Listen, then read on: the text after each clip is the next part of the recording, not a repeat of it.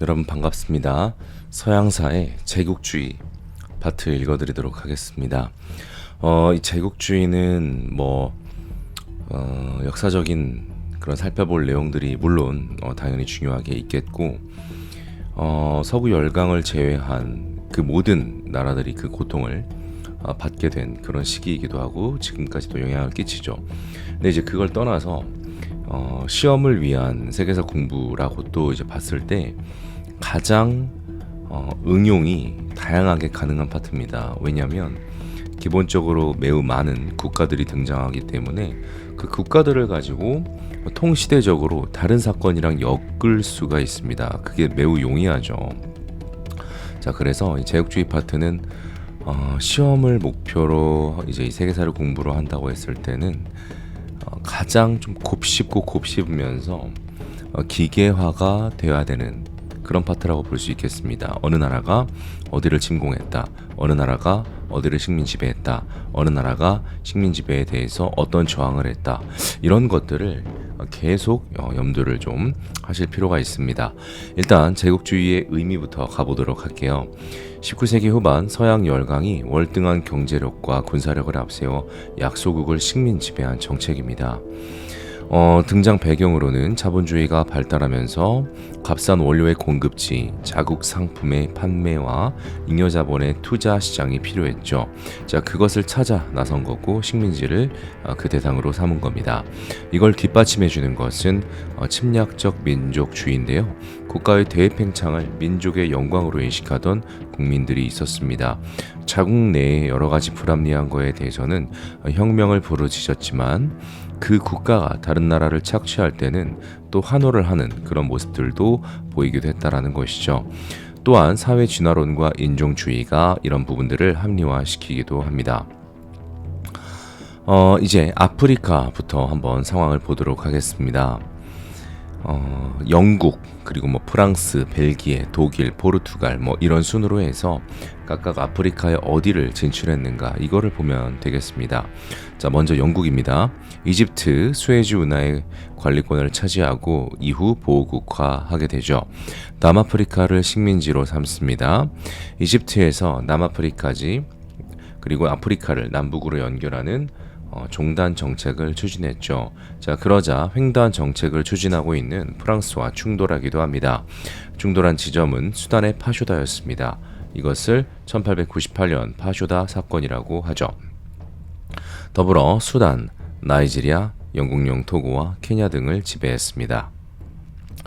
다음 프랑스 상황 보도록 할게요. 프랑스는 주로 이제 북아프리카 국가들이 또 대표적인데 알제리, 튀니지, 모로코, 세네갈 이렇게 서부에서 오른쪽 하단의 마다가스카르까지 연결하는 아프리카 횡단 정책을 추진합니다.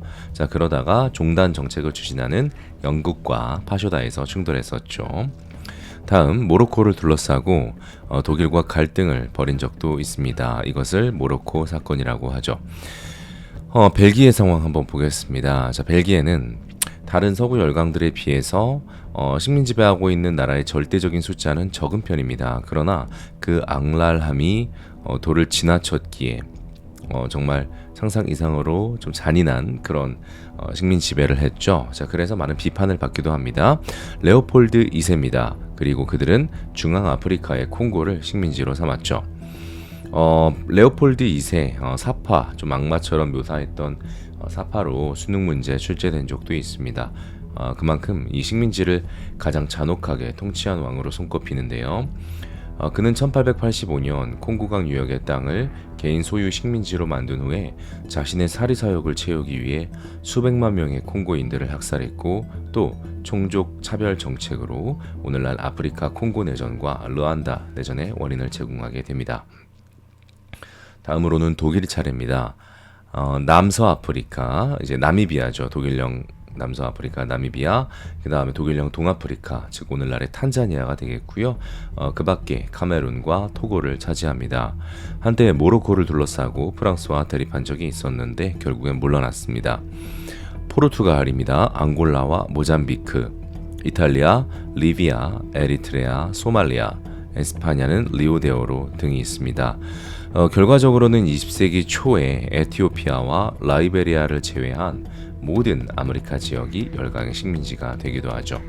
자, 그래서 이 부분에 대해서는 그 아프리카의 지도를 이렇게 반듯반듯하게 이제 분할을 해가지고 점령을 했던 그 지도를 보시면 다른 나라의 상황들 더 면밀하게 지도로 함께 파악하실 수가 있다라는 거 참고하시고, 자, 이제 열강의 아시아와 태평양 분할 사례 보도록 하겠습니다.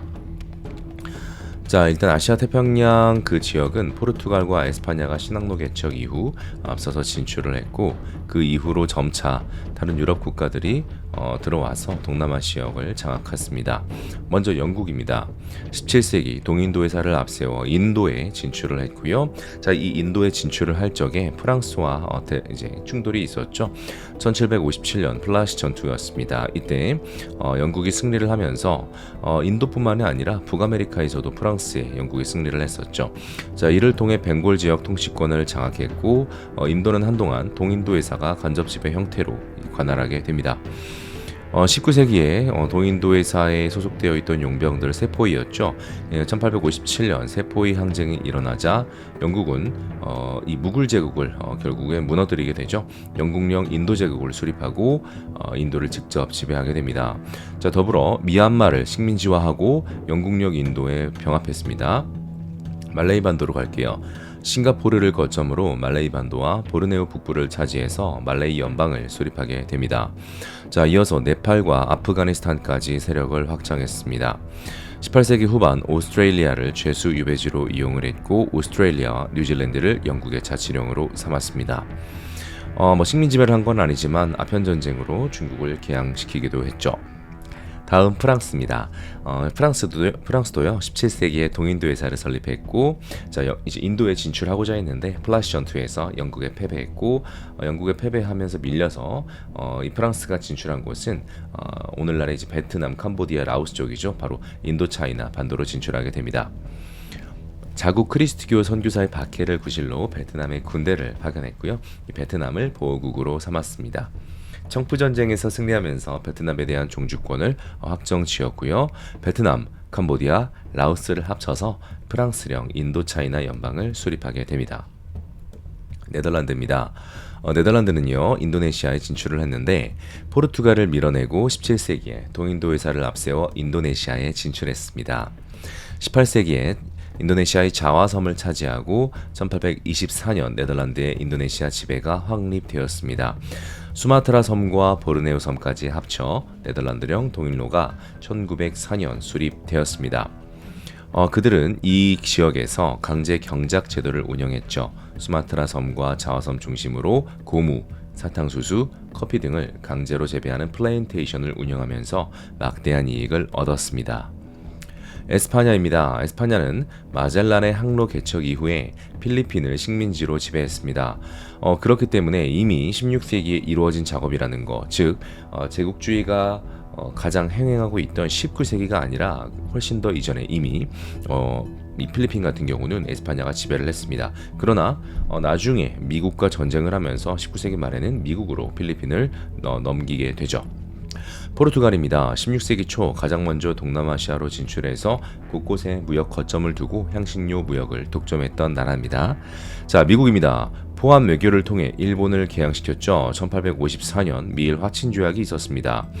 그들은 1898년 에스파냐와의 전쟁에서 승리하면서 필리핀을 식민지로 삼고 뒤이어 쿠바를 보호국으로 삼고 푸에르토리코를 획득합니다. 더불어 괌과 하와이 제도를 병합하기도 하죠. 자, 이들은 미국은요 파나마 독립을 추진하면서 그들이 콜롬비아로부터 독립하는 데 지원해 줍니다. 그 대가로 파나마 운하를 건설하고 그에 대한 영향력을 가져가죠. 독일입니다. 태평양의 비스마르크 제도, 마셜 제도, 독일령 뉴기니 등을 점령했고 에스파냐로부터 캐롤라인 제도와 팔라우 등을 매입하기도 합니다. 러시아는 남하 정책을 통해 흑해 방면에서 오스만 제국을 압박하기도 하죠. 자, 이렇게 해서 매우 간단하게 제국주의 파트 클립도 마칠까 하는데 결국은 나열이었습니다. 나라를 누가 더 많이 면밀히 파악하고 있느냐의 싸움으로 결판내는 파트이기 때문에 사실은 반복이 매우 중요하고 하고 응용도 연습을 해볼 필요가 있겠습니다. 자, 이렇게 해서 제국주의 파트를 마치고요. 다음 클립에서 훨씬 더 내용도 많고 밀도가 높아지게 되겠습니다. 바로 이제 인류 역사상 가장 큰 전쟁들이 나오죠. 자, 제1차 세계대전부터 그리고 러시아 혁명까지 다음 클립에서 다뤄보도록 하겠습니다. 감사합니다.